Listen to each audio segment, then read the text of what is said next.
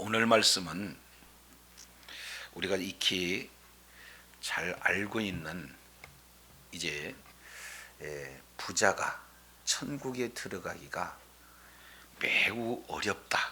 마치 낙타가 천국에 들어가는 것이 부자가 천국에 들어간 것보다 쉬울 만큼 그러한 내용이 오늘 본문에 소개가 되고 있어요. 그래서 우리가 지난 시간 이 내용을 통해서 부자 청년에 대한 내용들을 살펴봤습니다. 부자 청년은 젊고 재물이 많고 그리고 젊었는데도 불구하고 지도자로 세워졌고 아주 덕망 있고 주변의 모든 사람들이 부러워할 만한 그런 부자 청년이에요. 그러면서 예의도 있고 그리고 진리에 대한 그 탐구하고자 하는 그 마음까지 그 속에 담겨져 있어요. 그래서 세상의 많은 사람들이 갖춰야 할 모든 부러움의 대상을 다 갖춘 그런 청년임에도 불구하고 이제 영생에 대한 그 갈급함, 구원 문제에 대한 갈급함이 그 청년에게 있죠. 그래서 예수님께 찾아와서 내가 무엇을 하여야 영생을 얻겠습니까? 라고 예수님께 질문했을 그때 예수님께서는 네 가진 모든 것을 다 팔아서 가난한 자에 주고 나를 따르라 하신 그 예수님의 말씀이 마음에 부담이 됐던 것 같아요.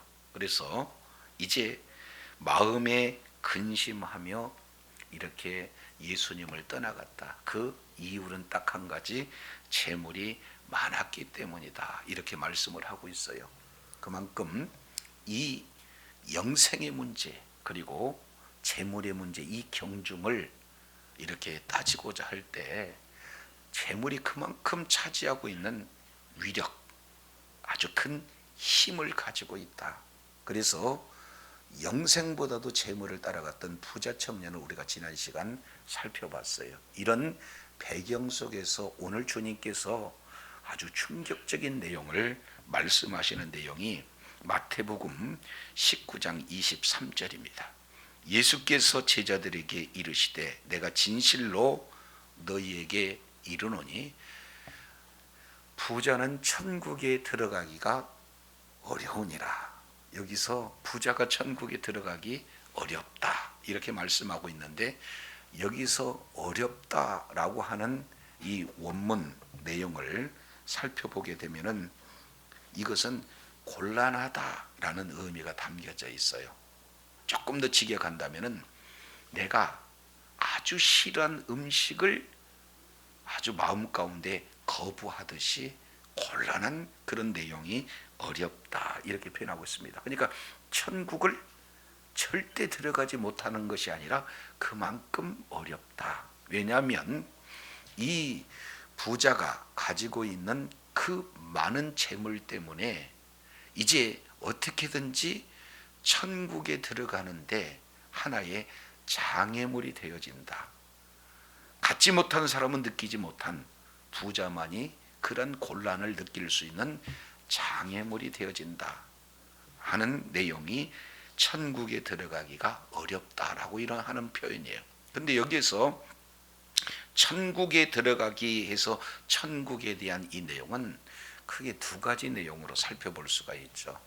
이제 내세적인 그런 어떤 천국, 우리가 유에 죽어서 가야 할 그런 천국의 성격으로서의 천국도 있지만 바로 이 현세적인 천국 매우 중요합니다. 그러니까 하나님의 통치를 받아서 오늘 또 통치하시는 하나님 나라 안에서 누리는 천국을 말씀을 하고 있어요. 그렇기 때문에 부자가 이 세상에서 재물이 많게 되어지면 하나님의 통치를 받는 일이 그만큼 쉽지 않다, 어렵다, 장애가 되어진다라는 사실을 살펴볼 수가 있습니다. 그렇기 때문에 오늘 예수님께서는 부자가 천국에 들어가기가 어렵다 이런 내용을 말씀을 하고 계시죠. 자, 이것이 좀 어려워서 부연으로 24절에 이렇게 설명을 합니다. 다시 너희에게 말하노니 낙타가 바늘기로 들어가는 것이 부자가 하나님의 나라에 들어가는 것보다 쉬우니라. 그러니까 어렵다, 쉽다 이 내용을 대조하면서 이제 제자들에게 부자가 그만큼 천국에 들어가기 어렵다 하는 내용을 강조하고 있는 그런 내용들을 보게 됩니다. 자, 그런데 이 내용은 많은 해석이 요구되어지는 본문입니다. 자, 낙타가 바늘기로 들어간다. 가능한 일입니까? 불가능해요. 그러니까 그렇다면 부자가 천국에 들어간다. 불가능하다. 이렇게 되어지기 때문에 이것을 불가능하다라고 이렇게 해석, 문자 그대로 해석하기가 이게 쉽지 않은 본문이에요. 자, 그렇다면 또 다른 해석의 내용이 본문 문맥에서 볼 때 조금 더 합당한 내용이 되어지죠. 우리가 잘 알겠지만 예루살렘 성 내부를 이렇게 보게 되면은 고대에 이런 성읍 안으로 들어가게 되면 반드시 성에 큰 성문이 있잖아요. 그러니까 그 성문은 크고 그 성문은 넓습니다. 그렇기 때문에 이제 성 안으로 들어가기 위해서는 반드시 성문을 통과해야 되겠죠. 그러면은 통과하는 그 큰 문은 대낮에는 열려져 있지만 밤이 되어지면은 큰 문이 닫혀지게 되죠. 왜냐하면 외부로부터의 이런 침략을 대비하기 위해서, 때로는 도둑들의 약탈을 방지하기 위해서 큰 문은 닫혀집니다. 그러면 성문이 닫혀지면은 그 안으로 들어갈 길이 없기 때문에 이제 성문에 밤이 되어서 들어가지 못한 그런 사람들은 성 밖에서 거주할 수밖에 없게 되고, 그러면 성 밖에서 거주하게 되어지면은 추위에 큰 곤란을 당할 수도 있고, 그리고 사나운 맹수의 먹잇감이 될 수 있는 위험한 상황이 될 수도 있기에 큰 문, 그 성문은 닫혀 있지만 그 옆에 쪽문은 남겨놔요. 그래서 그 쪽문, 그 내용은 좁은 문이다 이렇게 표현할 수 있습니다. 그래서 이 작은 좁은 문, 이 내용은 낙타가 그냥 통과할 수가 없기에 낙타가 무릎을 꿇고 겨우 통과할 수 있는 그 문을 좁은 문, 쪽문, 오늘 얘기하는 이 내용은 다른 별칭으로는 바늘귀 문 그래요. 그러니까 이 바늘귀 문, 그러니까 들어갈 수는 있는데 들어가려면은 너무 어렵습니다. 무릎을 꿇어야 돼요. 그리고 큰 고난을 겪을 수밖에 없습니다. 그래서 낙타가 바늘귀로 들어가는 것이 부자가 하나님의 나라에 들어가는 것보다 쉽다. 이렇게 지금 말씀을 하고 있는 것을 보게 됩니다. 자, 그러면 이 장면을 우리가 조금 더 구체적으로 생각해 본다면, 이제 성 안으로 들어가는 큰 부자는 이제 낙타에다가 많은 이런 짐을 싣습니다. 여러 가지 귀중품, 이 내용들을 다 싣습니다. 그리고 낙타 위에 타겠죠. 그리고 굉장히 의시되면서 보보다 당당하게 지금 성문을 향해서 걸어가는데 마침 성문이 닫혔어요. 그러면은 닫히게 되어지면 그 부자는 어떻게 해야 됩니까?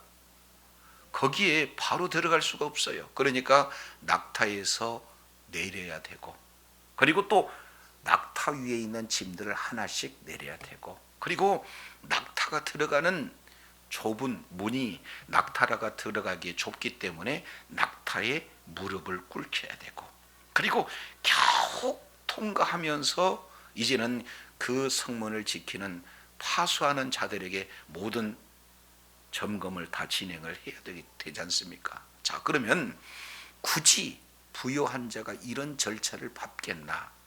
쉬운 일은 아니겠죠. 그래서 들어갈 수는 있으나 너무 그 절차가 복잡하고, 그리고 심지어는 큰 수치를 당할 수 있는 그런 상황이 놓여 있기 때문에 낙타가 바늘귀 문이라고 하는 그곳을 통과하기가 쉽지 않는데 이제 부자가 천국에 들어가는 것보다 그 자체가 좀 더 쉬운 내용이다, 이렇게 볼 수가 있습니다.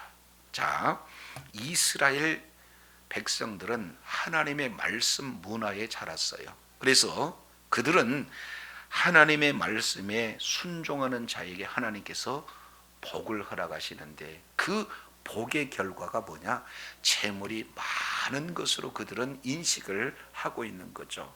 그래서 재물이 많은 그런 자는 하나님께 축복을 받은 자요. 근데 그 축복 받은 그런 자들을 향해서 천국에 들어가기가 이렇게 어렵다라는 이 내용을 예수님께서 말씀하시니까 제자들이 이 내용을 듣고 당황스럽습니다. 깜짝 놀라죠. 그래서 반응을 25절 이렇게 말하고 있습니다. 제자들이 듣고 몹시 놀랐다. 이 내용을 누가복음 18장 23절에는 심히 근심했다, 이렇게 표현해요. 놀라고 근심한 거예요. 아니, 하나님께 축복받은, 그래서 재물이 많은 이런 사람들이 천국에 들어가지 못한다는 것인가? 이 내용이 충격적으로 제자들에게 받아들여진 거예요. 왜냐하면 제자들은 그 당시에 돈이 많은 사람들이었습니까? 대부분 돈이 없는 가난한 사람들이었습니까?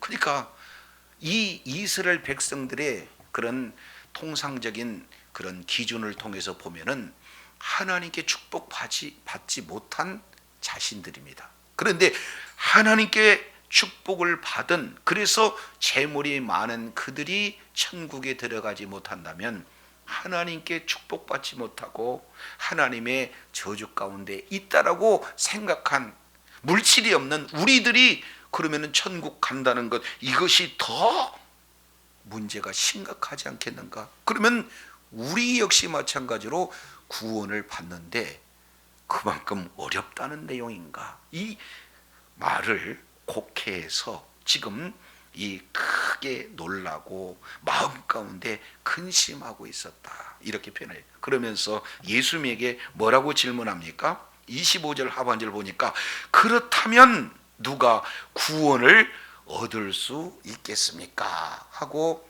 예수님 앞에 구원 문제를 다시 여쭤보는 그런 장면이 소개가 됩니다. 근데 여기서 내용을 보면은 한 가지 우리가 생각을 해봐야 할 내용이 있어요. 왜냐하면 이 유대인들의 생각이나 그리고 제자들의 생각에 공통된 그 내용은 뭡니까? 하나님께 축복받은 자는 재물이 많다라는 인식이 유대인에게나 제자들에게 똑같이 이루어진다는 사실이에요. 오늘날도 마찬가지죠.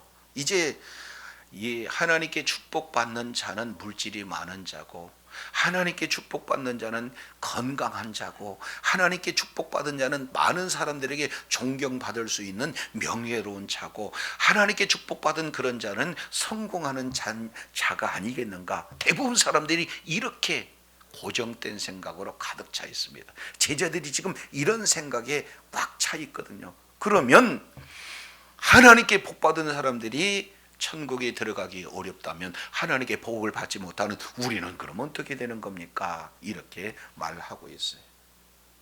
오늘날도 아니 예수님을 믿는데 왜 물질이 없어요? 예수님을 믿는데 왜 성공을 하지 못해요? 이런 나름대로 잘못된 그 편견에 사로잡힌 그런 제자들의 생각과 같은 사람들이 오늘날 한둘이 아니지 않습니까? 이렇게 물어볼 이런 어떤 상황에 놓여 있다 그 말이죠. 자, 그랬을 때 예수님께서 답변하신 내용이 뭡니까? 26절 우리 한번 보시겠습니다. 예수께서 그들을 보시며 이르시되 사람으로서는 할 수 없으나, 소망 같아요? 절망 같아요? 사람으로서는 할 수 없다. 절망이죠. 그런데 그 절망 속에서 희망을 우리 주님이 허락하시는데 하나님으로서는 다 하실 수 있느니라. 아멘이십니까? 그래서 이 영생의 문제, 구원의 문제에 대한 큰 기준 두 가지. 구원의 문제는 사람이 할 수는 없는 문제구나. 이거에 대해서 우리 주님은 첫 번째 말씀을 하고 계시고, 두 번째 내용을 통해서 보면은 사람은 할 수는 없지만 이 구원의 문제는 아니 어떻게 낙타가 이제 바늘길을 통과할 수 있느냐? 하나님이시면 가능하다. 이렇게 말씀을 하고 있는 것을 보게 됩니다. 자, 하나님께서 유대인의 사고로 본다면은 하나님께서 복을 주시면은 재물이 많이 있어요. 그러면 이 내용을 오늘날 이제 그대로 우리들에게 적용을 해본다면은 아직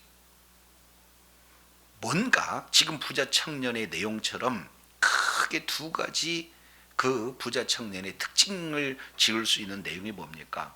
부자 청년은 이 영생에 대해서 내가 무엇을 하여야 영생을 얻으리까 이렇게 진행을 했으니까, 이 구원 얻는 것에 대한 부자 청년은 첫 번째 무엇을 해야 구원을 얻는, 그리고 예수님께서 말씀대로 순종해라 했을 때 제가 다 지켰습니다 그랬으니까 유대인의 부자 청년의 가장 큰 문제는 어떤 내용이에요? 바로 자기 의가 강한 거예요. 나는 말씀대로 다 지키며 살았습니다. 그런데 구원의 문제 뭔가 하나가 부족하다면 그것마저 가르쳐 주시면 제가 다 지키겠습니다. 결국 하나님이 구원에 대한 은혜를 주신다는 것을 망각하고 내가 무엇을 해서 구원을 받는다는 자기 의가 강한 부자 청년의 모습. 두 번째 내용을 통해서 살펴보면은 이제 재물이 많았다는 것, 이것 때문에 우리 주님은 부자가 이제 천국에 들어가기가 어렵다 이렇게 말씀을 하고 있지 않습니까? 그러면 오늘날도 역시 마찬가지로 이렇게 주일날 나와서 하나님 앞에 예배를 드리고자 모든 자연인이, 예수 믿는 사람이 아니라 일반 자연인이 그렇게 즐기는 사람 많이 있습니까? 많이 없잖아요. 그죠? 그런데 그 일반인, 죄의 씨로 이 땅에서 태어나서 죄 짓는 데 익숙하고, 그리고 늘 그 문화 속에서 자랐던 그 사람에게 이렇게 하나님 앞에 나와 예배드리고 뭔가 예수를 믿어 구원을 받는 일에 집중하는 그런 사람이 많지 않는데, 거기다가 돈까지 많으면은 그 사람들이 가능하겠습니까? 예수님 앞에 나와서 나는 예수님이 내 인생의 주인이십니다. 내 생각 다 내려놓고 오직 주님의 인도를 받기를 원합니다 하고 주님께 전적으로 통치를 받고 주님의 인도를 받을 수 있는 사람이 많을까요? 없어요. 거의 없다고 말해요. 그만큼 낙타가 이제 바늘길을 통과할 만큼 어려운 문제예요. 그러니 이제 부자, 그리고 이제는 예수님 없이도 물질만 가지면 안 되는 일이 없다. 물질이면 모든 것을 다 할 수 있다. 그런데 그 물질을 내가 지금 소유하고 있다.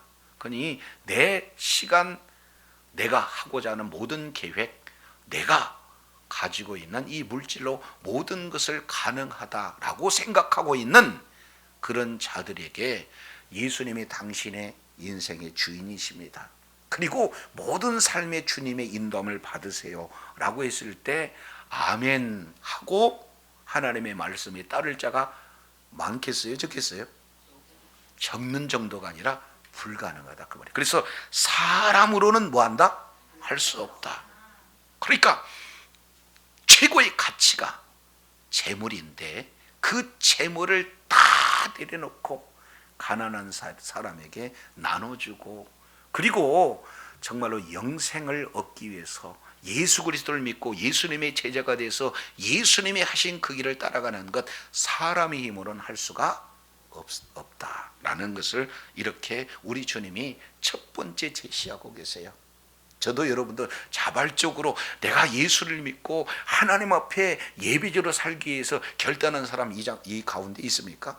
없잖아요. 자, 그런데 두 번째 우리 하나님께서 말씀하시는 내용이 뭐예요? 하나님으로서는 할 수 있다 없다? 그러니까 예수님을 믿는 믿음을 우리 하나님께서 허락하신 것도 하나님의 전적인 은혜인 줄로 믿습니다. 그러니까 이 일은 누구만이 할 수 있느냐? 하나님만이 하실 수 있어요.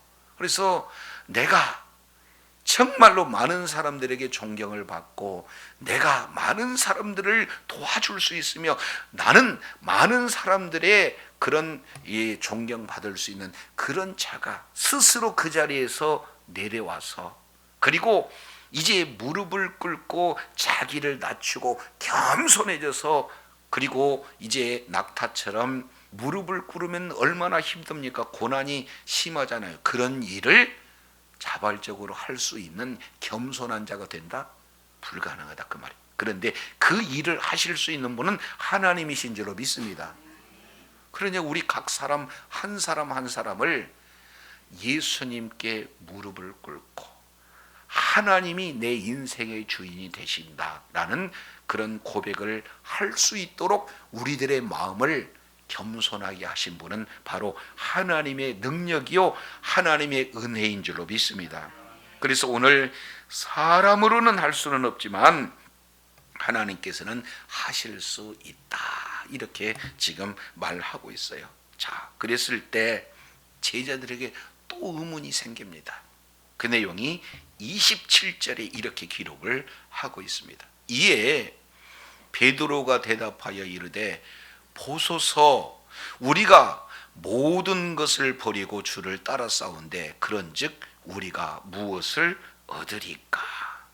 아직도 지금 제자들은 부자 청년과 거의 비슷한 그런 마음을 지금 가지고 있어요. 그래서 모든 것을 버렸습니다. 그리고 주를 따랐습니다. 그렇다면 이렇게 따른 우리들에게 무슨 보상이 주어집니까? 하고 아주 순진하게 어린아이처럼 예수님께 지금 여쭤보고 있는 그런 내용이에요. 자, 이랬을 때 예수님께서 그에 대한 답변으로 크게 세 가지를 이렇게 표현을 하고 있습니다. 그 첫 번째가 28절 내용을 보니까 여기에 그 보상을 줄 때를 정확하게 명시를 하고 계시죠. 예수께서 이르시되 내가 진실로 너희에게 이르노니 세상이 뭐하게 될 때? 새롭게 될 때. 여기서 세상이 새롭게 된다라는 그 뜻은 하나님께서 말씀으로 천지 우주 만물을 창조하셨어요. 그런데 이 세상에 죄가 들어옴으로 말미암아 모든 피조물들이 이제 저주를 받게 됐어요. 그렇습니다. 그런 내용이 다시 한번 어떻게 되는 거예요? 완전히 회복될 때, 그러면 이러한 모든 이제 악의 세력들을 완전히 소멸되어지고 진정한 하나님의 통치가 이루어지는, 그래서 모든 하나님의 나라로 회복되어지는 그때 한 단어가 뭐예요? 세상이 새롭게 됐다. 그러면 이 세상이 언제 새롭게 되느냐? 구체적으로 인자가 자기 영광의 보좌에 앉을 때, 이때를 지금 말씀을 하고 있습니다. 예수님은 이 땅에 오실 때 초림주로 오셨을 때는 바로 예수님이 하나님이세요. 그런데 우리와 똑같은 육신의 몸을 입고 오시는 목적은 죽으시러 왔어요. 저와 여러분이 죄와 사망 가운데 영원한 지옥의 고통을 받을 수밖에 없는 그런 존재인데, 바로 하나님께서 우리와 똑같은 육신의 몸을 입고 우리를 위해서 십자가에서 피 흘려 죽으심으로 말미암아 이제 우리가 치러야 할 죄와 사망의 값을 친히 예수님께서 이제 피 흘리심으로 대속적인 죽음으로 우리를 구원해 주신 분이 주님이신 줄로 믿습니다. 그게 바로 우리 하나님께서 하늘 보좌 그 영광의 자리를 내려놓고 이 땅에 낮고 천한 모습으로 이 땅에 오셔서 이 하나님의 그 십자가의 사랑을 이루신 분이 바로 예수님이세요. 그런데 이 예수님이 십자가에서 죽으시고 부활한 이후에 승천하셨다가 하나님 보좌 위에서 오늘도 저와 여러분을 위해서 계속해서 중보 사역을 진행을 하시다가 이제 하나님의 때에 다시 오시게 되는 분이 바로 재림주 예수님이신 줄로 믿습니다. 이때는 우리를 위해서 죽으시러 오신 초림주의 모습과 달라요. 그때는 이제 주의 영광 그대로 가지고 온전한 영광을 회복한 상태에서 오시게 된 줄로 믿습니다. 자, 그렇게 오셨을 때 이 모든 이 세상은 완전히 회복의 은혜가 주어져요. 자, 그랬을 때 너희가 나를 위해서 모든 것을 버리고 따랐냐? 따랐을 때에 그 보상을 물어봤느냐 했을 때 첫 번째, 나를 따르는 너희도 12 보좌에 앉아 이스라엘 12지파를 뭐한다? 심판한다. 재림주 예수님께서는 다시 오실 때 모든 자들을 이제는 뭘로 오십니까? 심판주로, 영광의 주로 오셔서 보좌에 앉아서 심판을 하실 그때 나를 위해서 함께 따랐던 너희들 역시 마찬가지로 그 자리에서 내가 심판하는 그 영광 가운데 참여해 주겠다, 굉장히 영광스럽게 해 주겠다 하는 약속을 첫 번째 지금 허락해 주시고 계시는 거예요. 그래서 저도 여러분도 예수님이 나의 구세주고 그리고 예수님을 따르는데 가장 예수님이 내 삶의 우선순위가 되어서 모든 것을 버리고 주님을 따라갔을 때 우리 주님이 약속하신 것이 이런 영광스러운 자리에 임하게 하는 하나님의 놀라운 분복을 허락해 주신다는 사실을 기억해야 될 줄로 믿습니다. 자, 두 번째 29절 내용을 통해서 보면은 또 내 이름을 위하여 집이나 형제나 자매나 부모나 자식이나 전토를 벌인 자마다 뭘 받고? 여러 배. 여기서 여러 배라고 하는 것은 마가복음, 누가복음 내용을 보면은 100배예요. 그러니까 이 세상에서 100배의 그런 어떤 축복을 우리 하나님이 허락하신다라는 사실을 말씀을 하고 있습니다. 근데 이것도 자칫 잘못하면은 문자로 해석해 가지고 집을 버려라, 형제, 부모, 자식을 버려라 해서 버리라고 하는 그 내용을 문자 그대로 받게 되면은 하나님을 오해해도 크게 오해한 거예요. 그러면 여기서 버린다는 내용은 뭘 의미하는 겁니까? 우선순위를 얘기해요. 네가 나를 재물보다 더 사랑하느냐, 자녀보다 더 사랑하느냐, 지금 이 내용을 말씀을 하고 있는 거죠. 그래서 사도 바울이 빌립보서 2장 3장 내용을 통해서 보면은 이런 말씀을 하고 있어요. 빌립보서 3장 7절 내용을 통해서 보면은 이렇게 말씀을 합니다. 그러나 무엇이든지 내게 유익하던 것을 내가 그리스도를 위하여 다 해로 여길 뿐더러 8절입니다. 또한 모든 것을 해로 여김은 내 주 그리스도 예수를 아는 지식이 가장 뭐한다? 고상하기 때문에. 그러니까 사도 바울은 빌립보서 3장 5절 6절 내용을 보면은 부자 청년이 많은 사람의 부름이 될 만큼 사도 바울 역시 마찬가지로 부름의 대상이 됐어요. 내가 8일 만에 할례를 받았습니다. 이스라엘 족속이요 베냐민 집하고 히브리인 중에 히브리인이요 율법으로는 바리새인이요 열심으로는 교회를 박해하고 율법의 의로는 흠이 없는 자. 많은 사람들이 존경받을 수만한 그런 내용인데 사도 바울은 이 모든 것을 뭘로 버려요? 해로 여긴다. 아예 배설물로 여긴다. 이렇게 말씀을 하고 있습니다. 그래서 8절 모든 것을 해로 여기고 그리고 모든 것을 배설물로 여겨요. 왜 그렇습니까? 내 주 그리스도 예수를 아는 지식이 뭐하기 때문에? 가장 고상함을 인함이라. 그래서 8절 하반절 내가 그를 위하여 모든 것을 잃어버리고 배설물로 여기는 것은 누구를 얻고? 그리스도를 얻고 그랬습니다. 그러니까 내 인생에 가장 보호하는 누구냐? 예수님이다. 그래서 이 예수님을 아는 지식이 가장 보호하고 그리고 가장 우선순위가 된다는 내용을 이렇게 표현하는 거예요. 그래서 문자 그대로 집을 버려라 아니에요. 우선순위를 얘기합니다. 그래서 예수 그리스도를 믿는 믿음을 가진 자는요, 부모 더 공경합니다. 형제 더 사랑합니다. 그리고 모든 사람들을 더 사랑해요. 그러나 우선순위 그 가치를 먼저 하나님께 둔다라는 사실을 분명히 말씀하고 있어요. 그런 자에게 이 세상 살면서도 100배나 더 해주신다는 약속을 우리 하나님이 허락하여 주신 줄로 믿습니다. 그만큼 풍성한 보장을 우리 주님께서 약속을 하고 계세요. 세 번째 보상에 대한 약속은 29절 하반절. 또 무엇을 상속하리라? 영생은요, 영원한 생명입니다.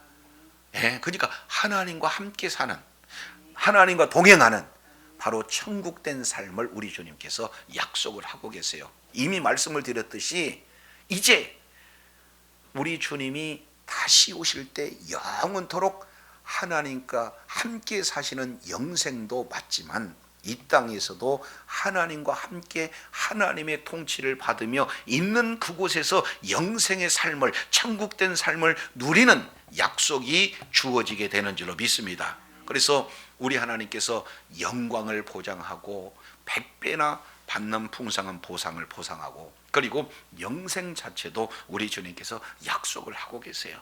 그러니 우리는 이제 이 땅에서뿐만 아니라 우리 주님이 다시 오실 때 하나님 나라에서 약속을 받는 놀라운 분복의 소유자가 되어진다라는 사실을 믿으시고 날마다 이제 하나님의 놀라운 인도를 받는 축복의 통로로, 능력의 통로로 존귀하게 쓰임 받아야 될 줄로 믿습니다. 그런데 이 보상의 마지막 결론 한 가지, 바로 30절 이 내용을 결론적으로 당부를 하고 있어요. 자, 30절. 그러나 먼저 된 자로서 나중이 되고, 그리고 나중된 자로서 뭐가 된다? 먼저 된 자. 이거 우리 주님께서 이제 진실로 제자들에게 이러한 놀라운 분복을 빼앗기지 않고 끝까지 이 분복을 누릴 수 있는 그 비결이 30절이에요. 이 내용을 통해서 보면은 내가 먼저 됐다, 그 얘기는 내가 먼저 믿었다. 그러니까 내가 먼저 믿게 되어지면은 거기에 함정 하나가 있는데 그게 뭐냐? 자만심. 나는 모태신앙이에요. 나는 30년 예수님을 믿었어요. 나는 주일 성수 한 번도 빠지지 않았어요. 이런 내용이 어느덧 나도 모르는 사이에 뭐가 될 수 있어요? 자만심이 될 수가 있어요. 그래서 거기에 머물러 있게 되어지게 되면은 나보다 뒤에 믿은 그런 자가 나보다 먼저 될 수 있다는 경고를 이렇게 말씀을 하고 있습니다. 그렇기 때문에 신앙은 계속해서 성장하고 자라야 될 줄로 믿습니다. 자라지 못하면은 멈추는 정도가 아니라 퇴보되는 거죠. 신앙은요, 그래서 계속해서 자라야 돼요. 그런데 먼저 믿었다, 굉장히 하나님께서 은혜를 주셨는데 요 먼저 믿었다는 이 내용 때문에 자칫 이제 하나의 교만과 자만에서 이 성장을 게으르게 한다면 먼저 신앙이 경주를 하다가 나보다 뒤늦게 신앙을 이렇게 생활하는 그 자에게 추월당하고, 그래서 결국에 나중된 자가 먼저 된 자가 적다는 거예요, 많다는 거예요? 많다라고 이렇게 경고하고 있습니다. 그래서 하나님 앞에 끝까지 초심을 잃지 않고 겸손한 자세로 정말로 끝까지 바로 주님을 따르는 그런 자가 진정한 보상을 끝까지 소유하는 그런 비결임을 우리 주님께서 말씀을 하고 있습니다. 그래서 오늘 본문의 내용은 다소 무거울 수 있어요. 하나님의 의도를 깨닫지 못하면 다소 무거울 수가 있습니다. 아니, 부자가 그렇게 천국에 들어가기 어렵단 말입니까? 이 내용은 겉으로는 실제 하나님보다도 재물을 의지하는 그 자가 천국된 생활을 누리기 어렵다는 것을 말씀을 하고 있는 거지, 우리 주님께서는 원하시는 내용은 뭘 말씀을 하고 있습니까? 예수 믿는 사람이 부자 되지 말라는 얘기 아니에요. 창세기 1장 28절 이 내용을 통해서 보면은 하나님께서 최초 하나님이 사람을 하나님의 형상과 모양대로 창조하시고 모든 천지 만물을 다스릴 수 있도록 그 권한을 위임해 주시고, 그리고 이 왕처럼 통치할 수 있도록 하나님께서 복을 주신 분이 우리 주님이신 줄로 믿습니다. 그런데 우리는 그 복을 물질로 한정해요. 성공으로 한정해요. 명예로 한정해요. 그렇기 때문에 하나님보다도 물질을, 하나님보다도 성공을, 하나님보다도 건강을, 하나님보다도 뭔가 많은 사람에게 존경받을 수 있는 그 명예를 더 우선시하는 기복주의로 빠지기 때문에 그걸 경계하는 거지, 진짜 부모가 자녀에게 잘 되는 것을 바라는 것처럼 하나님께서는 저와 여러분에게 바르게 이렇게 복을 주시기 원하는 줄로 믿습니다. 그래서 많은 물질을 주시거든, 그리고 건강을 주시거든, 명예를 주시거든, 그것보다도 그 주신 하나님을 집중하고 주의 인도함을 받을 때 더 하나님께서는 풍성한 은혜로 허락해 주실 줄로 믿습니다.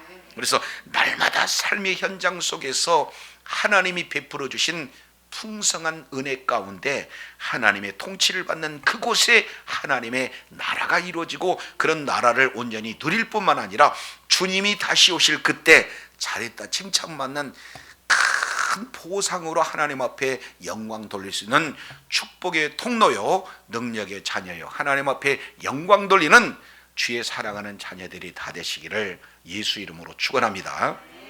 기도하겠습니다.